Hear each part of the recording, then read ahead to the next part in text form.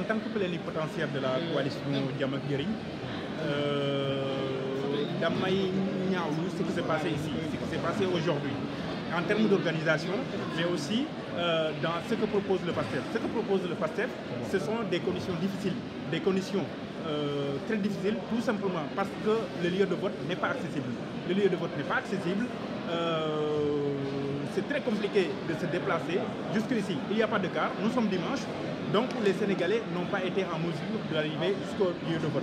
C'est la raison pour laquelle la seule responsabilité du taux faible de participation incombe au PASTEF. Le PASTEF qui a refusé de mettre les moyens sur la table pour avoir un lieu de vote accessible comme c'était le cas auparavant.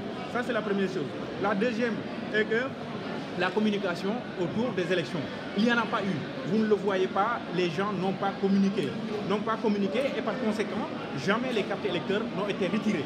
Il y en a beaucoup, énormément là-bas, mais les gens n'ont pas retiré leur carte, donc forcément le taux est faible. Maintenant, c'est la défaite du PASTEF, parce que c'est un parti de pouvoir qui doit inciter les Sénégalais à aller voter. Ils ne l'ont pas fait. Et ce qu'on va remarquer est que lors des présidentielles, leur taux était élevé. Il faudra voir le nombre d'électeurs qu'ils ont eu lors de la présidentielle et ce qu'ils ont actuellement. Ce sera une catastrophe. Une catastrophe parce que les Sénégalais ont tourné le dos au PASTEF. Une catastrophe parce que les Sénégalais ne croient plus à ce PASTEF.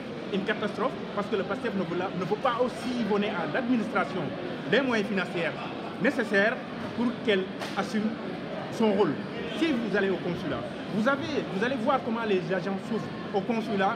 C'est difficile de travailler là-bas. J'étais là-bas hier avec le froid, le chauffage qui ne marche pas. J'étais là-bas tous les jours. On est aujourd'hui au mois de novembre. En France, le chauffage est obligatoire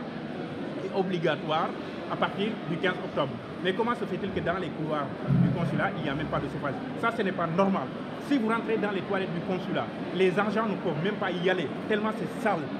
Est-ce qu'ils ne sont pas capables de dégager suffisamment de monnaie pour mettre ces agents dans de bonnes conditions? Ce n'est pas normal, il faut qu'ils le fassent. Il faut qu'ils le fassent. Et puis il faut du recrutement. Vous ne pouvez pas racketter les Sénégalais avec les passeports, racketter les Sénégalais sur tas d'autres services et venir offrir aux agents qui les servent des conditions déplorables. Ça, il faut que ça arrête. Il faut qu'ils fassent ce qu'il faut pour arriver en tout cas à mettre les moyens pour que le consulat puisse travailler comme il le faut. Et encore une fois, ce qui se passe actuellement, c'est leur défaite. Taux faible égale défaite du PASTEF, il ne faut pas dire autrement. Merci.